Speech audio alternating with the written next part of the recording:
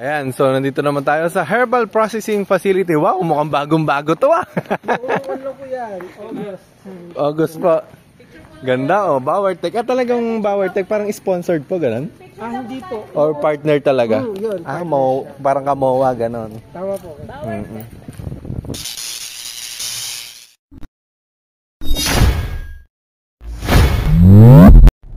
Wow. So, ibang school naman po yung pinuntahan natin. So, good morning ulit. Yan. So, nandito na naman po kami ni Mame. Ayan, no? Morning. Good morning, good morning. So, nandito po tayo ngayon sa NEUST Gabaldon.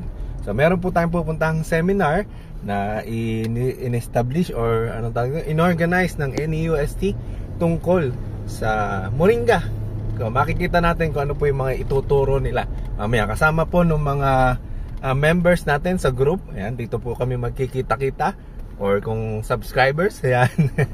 Dun sa GC, ayan. So, nagkaroon kami ng initial meeting at dito kami magkikita-kita kung ano ang pwedeng gawin sa Moringa.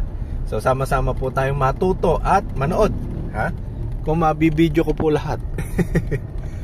Sa ngayon, ay hanapin po namin kung saan yung venue. Naligaw. Nalate po kami. So, ayan. Nandito na po tayo sa Eco Park. Hanapin natin kung saan yung seminar. Medyo na late po tayo. Yeah, I love Eco Park. Dito na lang. Ayan, nagsiseminar na po sila. Late na po tayo. Marami din matindi. Sige. Next episode again. Ayan, mga students Farming training in Malunggay. So, na late po tayo. Ngayon pa lang po tayo nakarating. At nagsisimula na.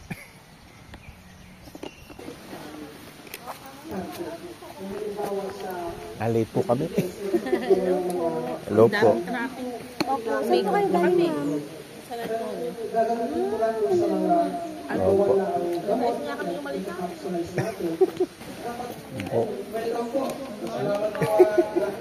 Morning po. Na-traffic po kami. Tsaka gumawa pa kaming karsada. Sabi nga po nila, makakapit na dito. Kasi muna po, ang dapat venue natin na sa baba. Kaya lang ay ginamit yung ating venue na dito tayo dito. So, sayang naman, mabibisita din naman po natin pagkayari. Ma'am, dito po muna kayo. Video ko. Yung iba po, yung ginagawa nila. Sa harap talaga ako. Pagmasa ng tubig, yung rollers. Pag ito, pwede natin nadagdag sa ating maliit na negosyo kung gusto po natin mag-put out ng small business. Madali lamang po siyang gawin. Isa ito po market opportunity na pwede natin gawin sa ating mga bahay-bahay. Una, ano ba yung mga sangkap sa paggawa ng moringa sauce? Siyempre, kailangan natin ng moringa ingredients. Maaari tayong gumamit ng moringa oil or yung pulbos ng dahon ng malunggay. Pangalawa ay yung soap base na tinatawag. Ito ay sabon na siya pero wala pa siyang mga active ingredient gaya ng essential oil or fragrance oil. And pwede rin po tayong magdagdag ng pampabango para mabango yung sabon na pwede na ating magawing produkto. Ang kulay, guys. Kung gusto natin may ibang kulay, gusto natin lang makabago or magandang kulay, pwede tayong magdagdag ng mga dye. And syempre, yung ating mga gagamitin sa paggawa ng moringa soup. Panghuli, syempre kailangan natin ng kulmakan.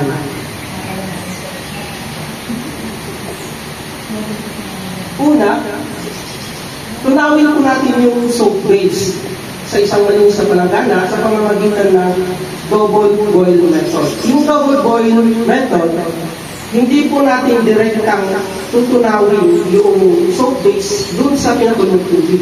Bagtos, yung steam, yung kumukulong tubig, yun lamang po ang gagamitin natin pang-init dun sa palanggana para matunaw yung ating soap base. Sunod, paghaluin lang po natin ang ating mga sangkap na gagamitin. Yung moringa oil, konting patak ng fragrance oil, or kung gusto natin dagdagan ng moringa powder, yan. at saka yung mga pangkulay.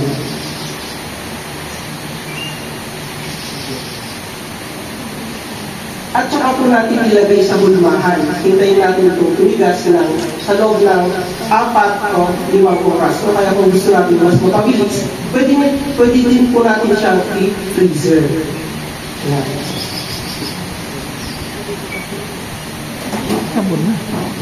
So in conclusion po, ito po yung mga iba't ibang parte ng malunggay na pwede natin gawin. Mula sa dahon, pwede itong maging nutritional, forage, pagpakain sa mga alaga natin. Biomass, ayan. And plant growth hormone. So, ginagawa din mo ng sangkap yung malunggay leaves sa paggawa ng mga plant hormone. Yung bulaklak naman ito, nutritional medicine, and maaari din gawin natin honey. Sa mga bunga, fruits, nutritional and medicinal, gayon din sa roots. Sa seed naman, dahil maraming pwede natin makuha benefits mula sa seed, pwede natin ito gamitin sa cosmetic, food, water treatment, pwede din po yan. Ang linis ng mga marunong tubig kagaya ng mga wastewater natin, dapat kailangan lang dumaan sa magandang process.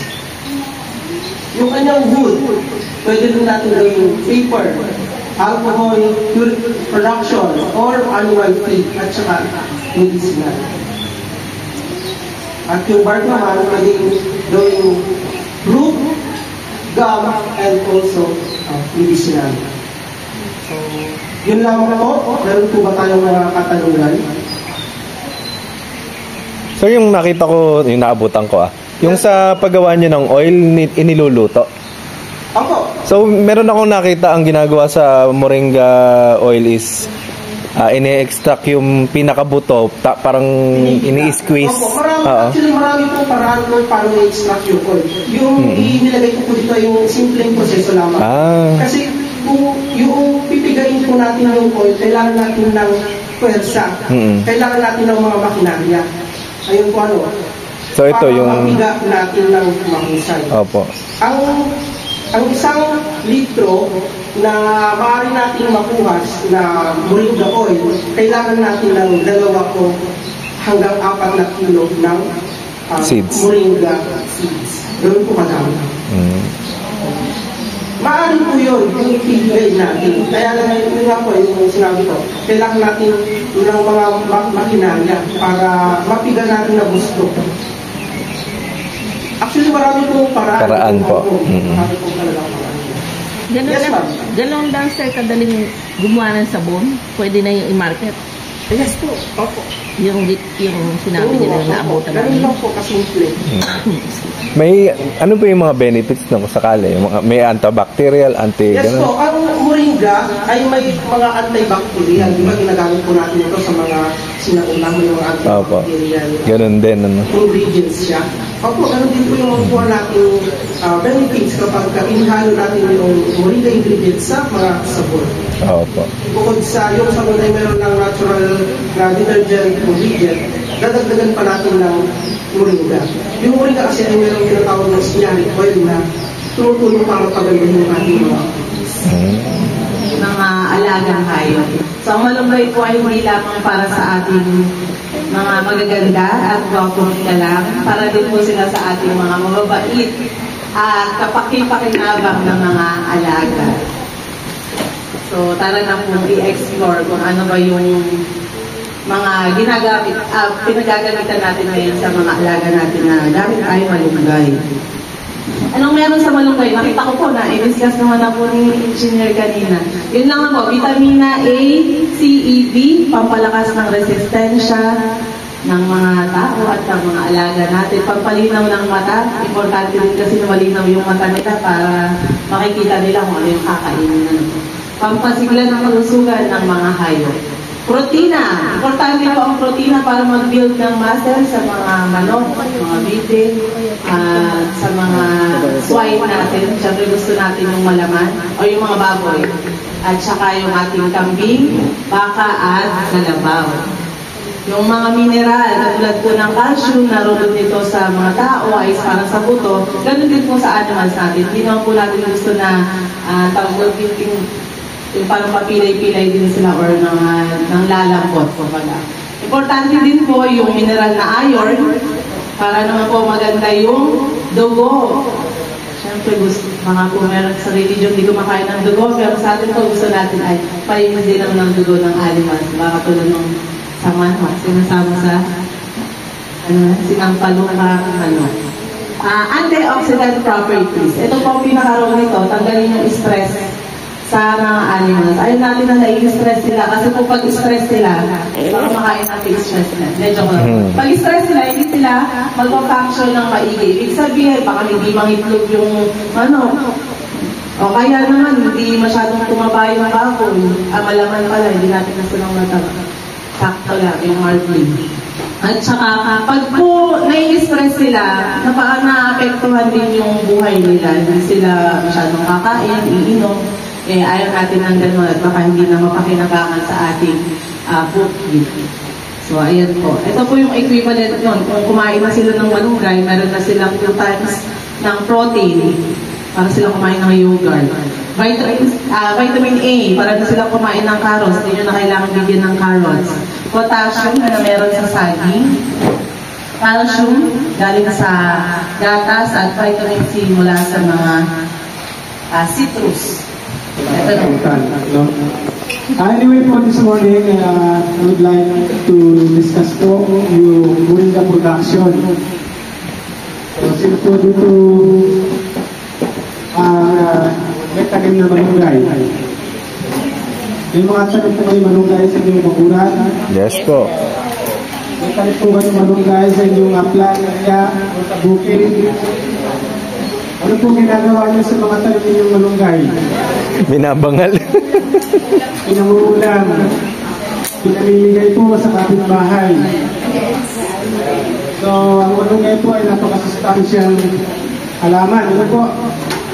Actually, dito po sa ating campus, malunggay po natin ay pinagkakakitan po. Pinoproseso. So, ito po yung kagandahan na tayo ay mag-go into malunggay production and then processing. Kasi po, may pera po sa malunggay. Ang malunggay po ay hindi po mahirap alagaan.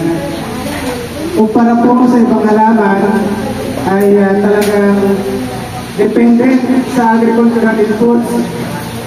Pero ito pong malunggay natin, natuturo ko po sa inyo, napaka-basic lang po ng mga pamamaraan practices. So, mamaya po ay malalaman ninyo kung ilan ang possible na pwedeng kitain. Okay lang po ba kahit din ako mag-mic? Opo. Malakas naman po yung boses ko eh. Short background lang po about moringa production. Nabanggit na po ba sa inyo kanina? Ang moringa production po natin ay na-establish po siya 2 years ago sa pakikipagtulungan po ng University, DOST at saka po itong Herbal Pharmaceutical Company, ang Bawartic. Kung bakit po nagkaroon tayo ng herbal production and processing project dito ay dahil sa pakikipagtulungan po ng mga ahensya ng gobyerno. At ito pong malunggay project na ito ay gusto po din namin na ibaba sa komunidad, sa inyo lalo na sa mga farmers, na kung saan ay willing na ito ay pagkakitaan, pangkabuhayan. So, ngayon po, ang aming hamon lalo na dito sa bayan ng Gabaldon ay mapalakas ang production ng raw material. Dahil meron na po tayong planta, meron na po tayong buyer, ang kailangan lang po natin ay supply ng raw materials. Ang buyer po natin, fresh na po yan. Hindi nyo na po problemahin. Kung saan dadalhin ninyo, kung kanino ninyo ibebenta, dito po. Bibilin po yan, 12 pesos per kilo. Hindi pa siya nahihimay. Fresh po yun? Or... Fresh po yun. Paano sir kapag tinabel na lang tayo? Hindi po. Mayroong standard po tayo. Mamaya po ituturo ko kung ano yung mga standard. Kaya nga po, ito ay napakasimpleng halaman na po pwede nating pagkakitaan sa ating bakuran. Kung marami tayong mga farmer-grower na gustong magtanim ng malunggay, i-consolidate natin sa ating community, pwede tayong mag-supply dito kada linggo, kada araw, 20 kilos. Sa inyong komunidad, kung kaya pong supply yun, kikita po ang ating mga pamayanan. Ang mga native po natin na malunggay, umaabot po yan ng mga 10 meters above. No, kung di po natin yan kinakat o niraraton. At ang malunggay po natin, marami ng source o sources ng po pwedeng pakinabangan. Kung pwedeng sa dahon, sa kanyang balat, ang bulaklak, ang ugat, ang buto. At siyempre, yung kanyang pads o yung bunga. Sino po ba mahilig kumain ng pakbet? Yan, good. Ang pakbet po ay isa sa pinakamasustansya at masarap na ulam ng mga Ilocano, ng mga Tagalog. No? So yan po, ang malunggay natin, marami siyang pwedeng pagpunan no, ng pagkain at pangkabuhayan at iba pang purpose to. Kung sa ating tahanan, ang purpose natin siyempre para food consumption, pangkain. Ano po? Ginagawa din po siyang mga juices, ano? Pinahalo, tinitimpla, iniinom dahil napaka-masustansya po ng malunggay. At siyempre po, kung maramihan, production, herbal supplements. Yan. Ang bunga daw po ng malunggay naman ay ginagawa siyang pang cosmetic, no? Kung pang industrial purposes po, no? Ang bunga po niyan, lalo na yung kanyang buto, ginagawa po siyang cosmetic, ina-extract, oil, yan, pang lubricate. So sa mga farmer, kung meron kang malunggay production, hindi lang daon ang pwede mong pagkakitaan, pwede mo rin pagkakitaan ng buto, seeds. Pwede mo siyang ibenta, pwede mong ipula, pwedeng seedlings, ang pwede mong pagkakitaan. Bukod pa po dun sa dahon. Ang balat, so syempre, yan, gamot sa rayuma, iba pa. Kung sa ating tahanan po, ano, mga traditional medicine, yung balat ng malunggay, ginagamot po yan sa rayuma, no? Lalo na po sa mga nagkakaedad, mataas ang protein, no? Mataas ang uric acid, balat, no? Ilig sa karne, mataas lahat. Yan, kailangan po ng balat ng malunggay. At syempre po, ugat, no? Gamit sa kagat ng hayop. Mga traditional po na mga medicine po. Okay, next. So, bakit po kaya no, ang moringa o malunggay ay napakabisa na herbal supplement? Dahil ito ay maraming taglay ng mga chemical compounds. No? Yung compounds na yon, yun yung ina-extract dun sa kanyang katawan, lalo na sa dahon kasi dito maraming nakukuha ang nutrients, content, na lalo na doon sa mga paggawa ng herbal supplement. Ito yung solusyon, no? Sa dahon po kasi, una, mataas ang kanyang protein, fiber, lignin, flavonoid, phenolic acid na tumutulong para pumaboost yung immune system ng tao, even yung hayop.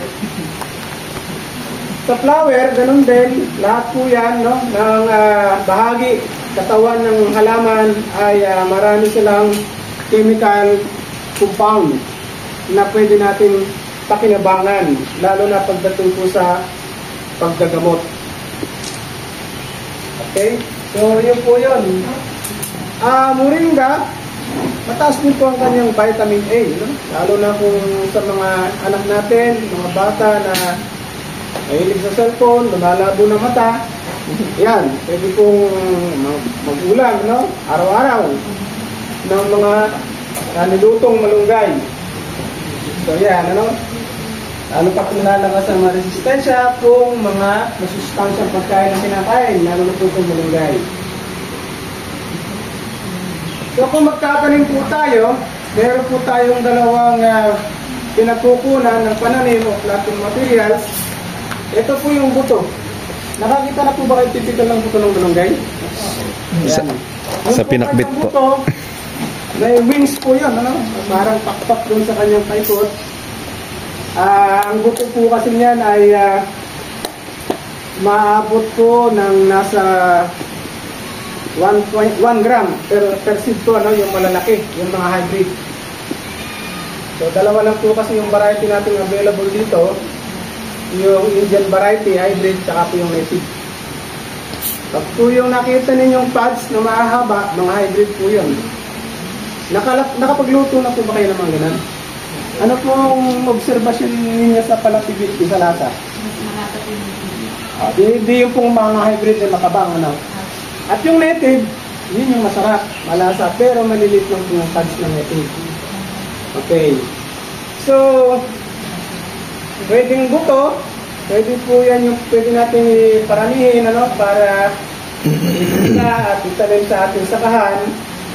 At pwede rin sanga, no? Kung sakali, ayan, katulad niya, may parating na bagyo. Ang magiging problema natin ay yung kakulangan ng planting material sa pamamagitan ng buto. Siyempre dahil malalagas po yung mga pods, bunga, no?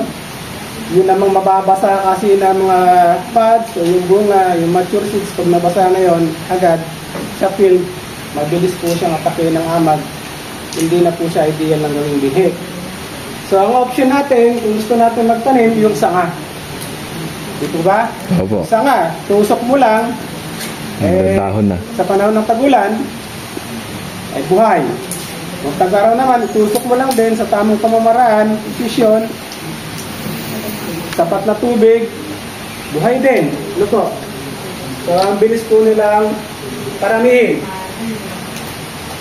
Okay?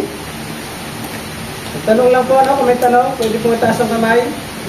Sir, Yes. sir, yung nabalitaan ko po kasi kami mayroon ng tinatanim na malunggay.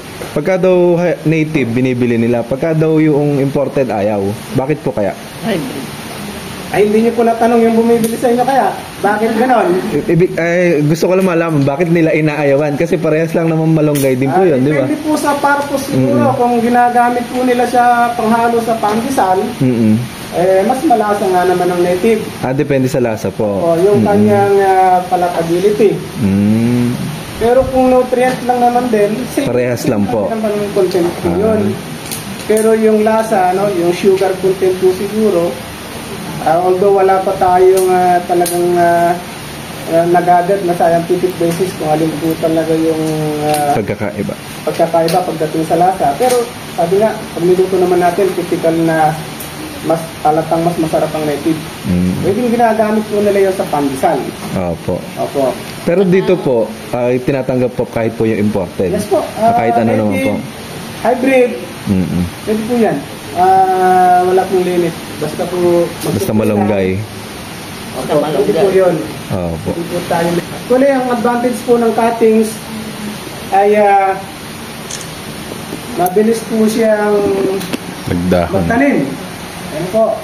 Kasi yung paghukay, hindi ganun kalaki yung butas, no? Isang ruler lang, ang lawak, isang ruler lang din yung lalim, itanim mo yung pananim mo na cuttings. Mabilis na po siyang mabuhay, lalo na sa panahon ng tag-ulan. Tag-araw po tayo nagtanim nitong cuttings natin, mabagal po magsuloy. Alam niyo po ba yung suloy? Magkaroon ng mga sprout. Lagi po silang mas advisable during rainy season o kaya onset ng rainy season. Yan po yung time na magtatanim po tayo ng tatted malunggay. So 60 cm po haba, no? Pag kumuha po tayo ng sanga, huwag po sa pinakapuno, dun sa pinaka gawing dulo. Dapat gawing gitna. Gitna. Doon po tayo kumukuha ng mga pananim. Kaya namatay yung dolo mo. Yung po kasing dulo, hindi pa po fully develop yung wood niya. Kaya, Softwood siya, so ang mangyayari po lang kapag katag-araw o tagulan, sila po yung mabilis mabulok. Yun naman sa gawing baba, pag pinili mo yung gawing baba na yon na puno, infected naman po yun ng mga disease. kaya So, yung spread out ng mga diseases, andun. So, kung nakatalim na po tayo, ang critical po sa mga halaman natin is yung paglitaw ng mga damo. Lalo na po sa panahon ng isang buwan makalipat tanim, lalo na po yung mga baging na damo. Yan po yung pag pumalupot dyan, napabayaan natin, sinisira po nila yung canopy structure, yung pagforma ng dahon na pipigil sa malunggay. Kaya kailangan po yan, walang damo doon sa plantation natin. what fertilizer po pagka tinanim? How many? Yung kung first month, second month, katulad po niyan? Fertilizer pa. Ayan.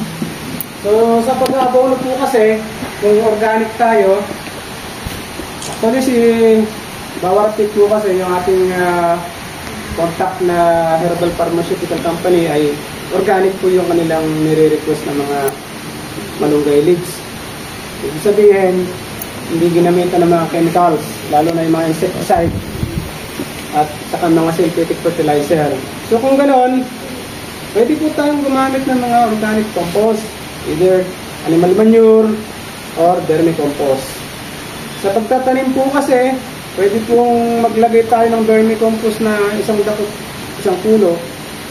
And then, kapag po isang buwan na nakalipas na mula pagkalipat tanim, pwede po uling lagyan yung paikot yung ganon. Budburan po natin, cultivate natin ng konti, ihalo po natin yung pataba doon sa lupa para naman hindi tumakas yung mga nutrient kapag mainit ang panahon o kaya ay umulan, magkaroon ng runoff, maagos. So yun po. Pwede rin po tayo mag-spray ng mga foliar fertilizer na katulad po nitong fermented plant juice, whole amino acid, OSN, oriental herbal nutrient, at iba pa, weekly. Kahit po weekly. Supplement po yon para ma-boost po yung pagkaberde ng dahon ng halaman. Kung sa lupa po kasi, hindi nasasatisfy ng paglalagay natin ng abono ng mga vermicompost o anumang organic manure, pwede pang sustentuhan ng pag-spray.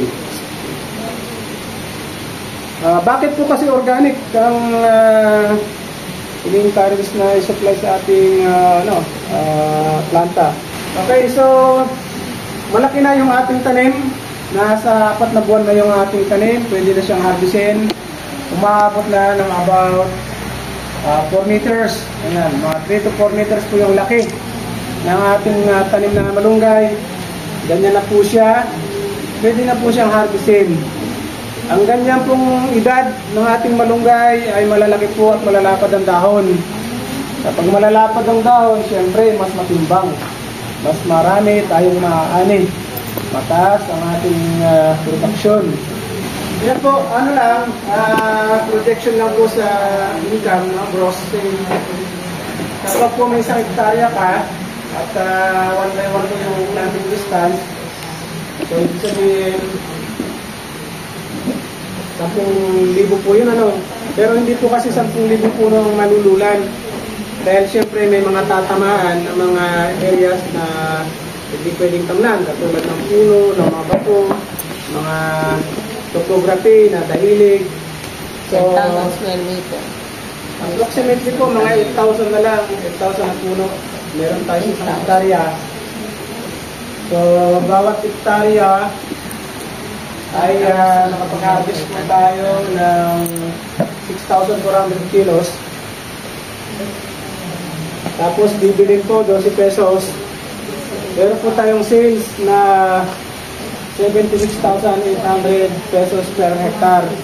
Gross sale po yan, ha? Wala pa po yung nileles natin yung ating mga kagastusan. So, kung sa palay po kasi, Ano na po observation about sa palay, comparatively dun sa malunggay.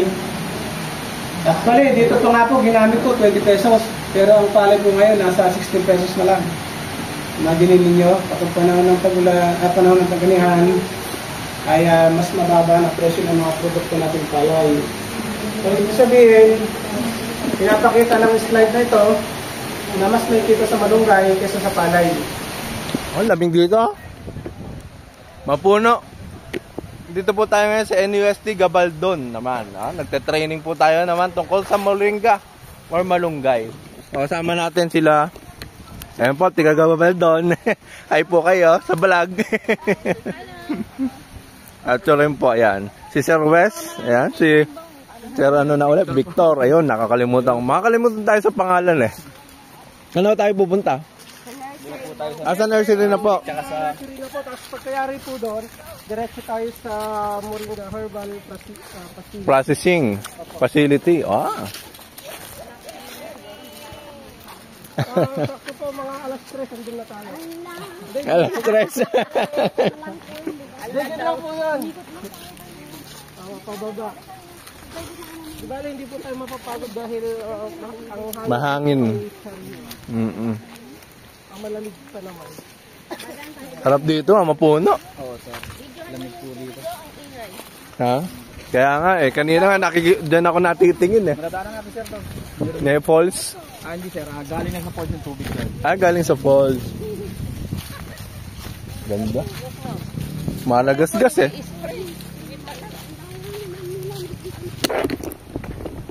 Ayan, nandito na po tayo ngayon sa Moringa Plant Nursery. Daw ng palayok.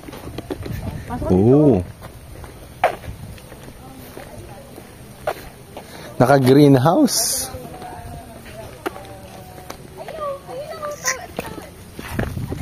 Dito tayo. Moringa Plant Nursery. Medyo natuyo nga lang ngayon. Ito, sir, yung sinasabi ko kanina. Opo. Masyadong nag-uulan. Malaki. Pinag-uulan. Tumagal na sa din eh. Ganyan na mangyayari. Kaya yan po yung mga tira. Ibig sabihin, mas maganda dapat na i-transplant na. Ito po yung plants. May transplant na po kasi iba doon. Yun po yung plantation. Yung lampas po ng bakod na yan. Opo. So ito po mga pantanim na, ibig sabihin. Yan po yan. From seeds. Mas mabilis po ba lumaki yung mga ganyan pagka from seeds? Opo. Mas mabilis 4 months lang ngayon yung sinabi nyo. From transplant. 4 months lang po yan. So, malunggay. pag masyadong ulan, yan po yung nangyayari. Dumping off. Ito po yung mga ideal pa namin na ganito. Ito, mga tira-tirahan na lang po kasi tomato. So ilang buwan nga pala bago mamunga ang malunggay? Opo. Ano lang din po, kung itatanong mo siya, around mga 8 months. 8 months. Mamumunga po. Pad, flower, paddy. Opo. 1 year, pwede ka na makapag-harvest ng bunga. Ng bunga. May mga ilang ka na ma-harvest ng bunga. Opo. Pero sa ngayon, yung dahon po muna ang production eh. Tsaka na siguro po sa bunga. Pwede rin, sir, kung meron kang half hectare, 1 hectare, i-commit mo yung 1/4 hectare sa seed. Opo, ganun. Para meron din mahal din bumibili ng mga yung mga yung bunga. Buyer din. Ang bili po namin sa 1 kilo 500 eh. 500. Tuyot na po 'yon o hindi pa? Tuyo na. Tuyo na. Opo. Nahimay na rin. Moringa. Magkano po isang seedling dito? Pagkaganyan. Pag binenta po 20 pesos per kilo. Per seedling bag. Opo. Seedling, ito na po yan. Ready to transplant na. Ready to transplant na po. Yan. Kailangan lang i-transplant na kaagad. Pero ito po, nilalabas din na harden. Mula po dito, isang buwan, ilabas mo siya mga 3 araw pa para ma-acclimatize. Opo. Naka-greenhouse. Marami ba kayo nakuha? Picture. Ay, maghawak daw. Lagay mo sa bulsa. Yan. Naman engineer. Thank you po. Tingnan po talaga kapag Ito ano to? bago po kasi tayo dito eh. Oh, ano to? Nara yata mo? Ay, wala palang daan. Diba, baka Ang ganda na, oh. napakita namin sa inyo na may plantasyon kami ng malunggay. Asan po? Ayan po, sir. Ayan po yung pangalan. Ayun, ito, malunggay ito. Pwede pa siguro. Ayan, malunggay. Ayan, malunggay. Ano kasi yun eh. Baka mabasa kayo eh. Malakas po yung tubig eh. Malakas ka. Lumalag sa may akasya na yan. Opo. Ilog na po yan eh. Ayan, so nandito naman tayo sa Herbal Processing Facility. Wow, mukhang bagong-bago to ah. Ano po yan? August po. Ganda oh, Bowertech. Talagang Bowertech, parang sponsored po, ganun? Hindi po. Or partner talaga? Yun. Parang kamowa, ganun. Tama po. Picture. Herbal Processing Facility. Parang pinaka-receiving area natin. Dito dinadala yung mga fresh harvest moringa. Yung sa initial washing. Opo, lilinisin. Dito natin siya tawag dito. Hugasan. Hugas. Bago natin siya ipasok sa loob for stemming. Next step po natin ay yung paghihimay. Ay, hihimay na, hindi na ito papaod. Air dry. Ayun, gaganon. Hihimayin po natin. Ay, hinihimay muna bago i-dry. So, Yes po, hihimayin po natin bago natin. Kasi yung mga tangkay ay hindi na po kasama sa drying. No po. Medyo tatagal po kasi yung proseso. Kapag ka naka-stem pa. Kapag may kasama pa mga tangkay. Kaya... Kapag ilasa mo natin sa Opo. oven ay purong-purong dahon na lang. Opo. Oh, second washing. So after the first washing, syempre may second. Yes. May washing machine. Syempre after second, may third.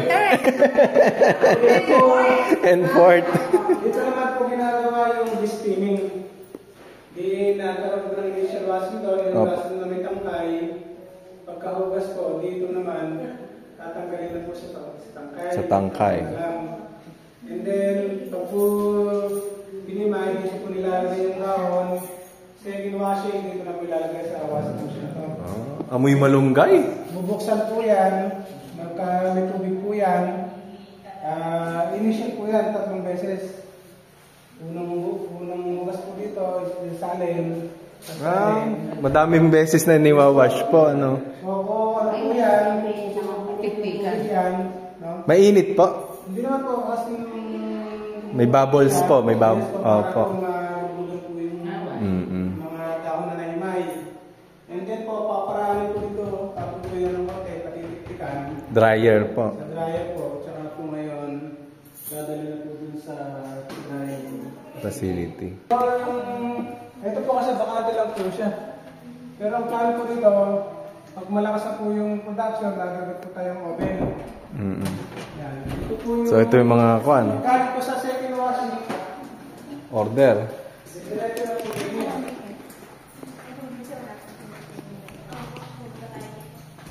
Yan, dito naman po siya gagawin.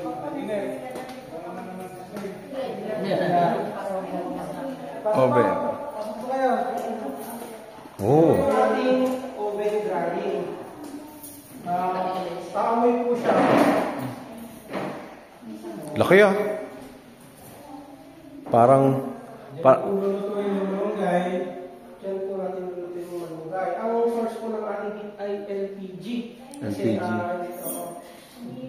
Ayun po. Hindi po siya heater, ano, LPG. Hindi po siya. Kaya nare-regulate naman po natin yung temperature niya. Pwede yung gamit 60 ito. degrees Celsius. Tapos dito na po ilalatag yung mga malunggay. Wow. After lutuin, ano sir yun? Powderize? The-dried na eh. Okay na po yung moisture content niya.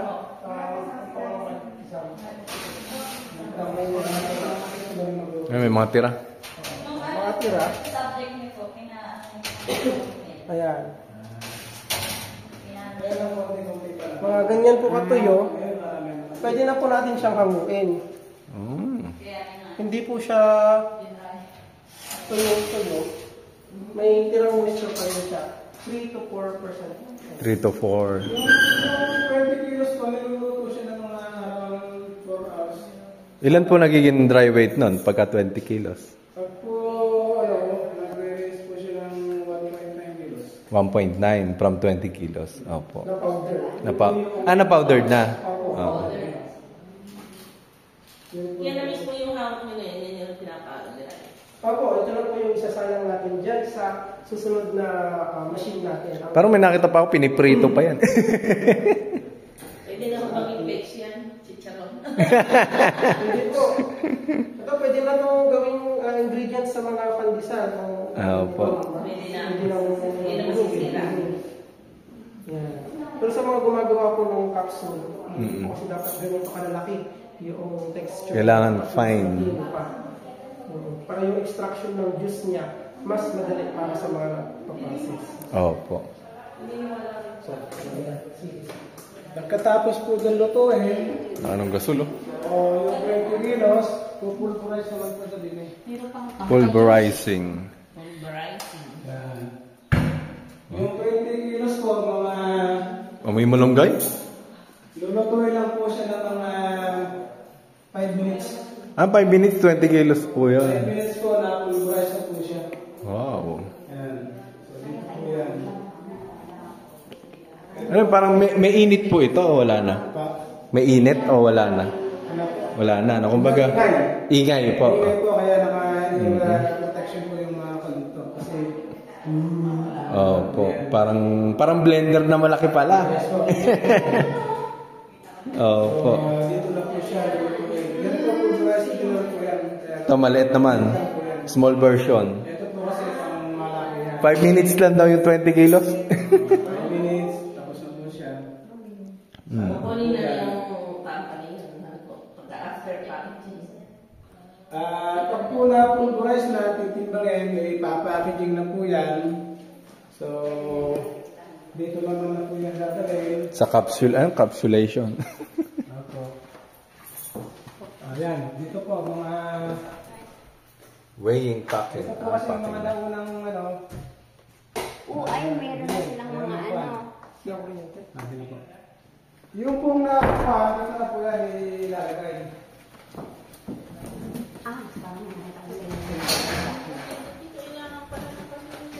Dito po ililagay. Yan, yung stock. Dito na po yan. Ito na po yung sisil. Dito po. Dito na po yung stock yan sa... May laman na po yung powder. Moringa powder. Ito yun. Oh, naka-plastic din. Pure na moringa. Dami. Una po yun. Durog na durog. May kwan po ba yan? Anong tawag dito? Expiration? Wala po eh. As long as nasa dry po siya ng tama yun. Opo, yun nga. Hindi po mag-aamag. Hindi po. Opo. Yan nilalagay. Opo. Powdered Tapos na. kung na po niya ng bawatek, ganyan lang po siya.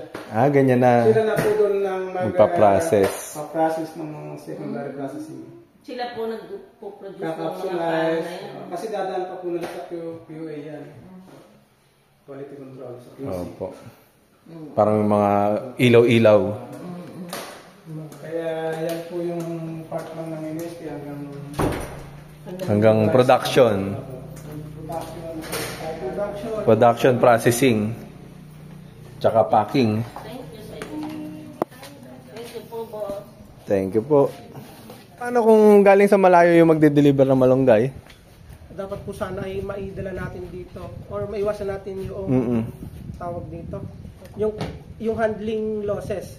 Kahit na malayo, kung mapapanatili natin yung freshness Opo. ng malunggay na bago pumunta dito ay okay lang din naman. Sino sir pwede natin kontakin pagka magde-deliver dito, kunwari? Pwede po ako o kaya si Sir Ronald. Si Sir Ronald. Binigay na number. Si Sir Kaya po, Rolando. naibigay ko niya yung aking contact. Magbebenta po kaming malunggay. I-coordinate po natin sa ating mga nagpa-process ka. Kasi nga po, yung Yun nga, by batch po. By batch yung siya. kapasidad ng makina ay hindi naman niya kayang Accommodate lahat. Yung sobrang dami. Opo. Sa ngayon kasi bago pa lang. Pero siguro mga 6 months, 1 year, malaki na to. Maganda na yung... Inasahan po natin yun. Opo. Tuloy-tuloy. Mas marami na po yung makikater na malunggay na pwedeng i-process. Ayan. So, magiging okay po yan. Pwede wala lang. Para makapagdagdag ng tanglad. Oo nga, sir. Diretso po natin. Sige po, salamat po. Nasulit. Salamat po sa NUST na agriculture dito na nagpa-seminar po ng tungkol sa moringa. Ayan na, hindi lang po tanglad ngayon ang ating tatanim. Meron na rin pong moringa. So, tanim lang po tayo ng tanim. Ayan, sige, salamat. Bye-bye. Ayan, si Victor. Batang-bata, College of Agriculture. Ipalaganap mo yan. Doon ako sa... Sabi ko nga, si Sir pala, hindi na... Doon ako sa gate kanina. Hindi pa nasabay. So, yan, nakatapos na tayo. Mag-e-end na ba ako dito? Sige, hanggang dito na lang po. Kasama po si Sir Wesley. Ayan, si Mami. Ayan. Abang-abang lang po kayo sa mga update dito sa page natin tungkol sa mga tanglad, moringa, sambong, kung ano-ano pa. Lahat po ng pagkakaperahan. Ayan, hahanapin natin yan. Hanggang dito na lang po. Like and subscribe our YouTube channel. Bye-bye. Bye-bye, Sir. Bye! Bye-bye! God bless! Ayan, uwi na po kami.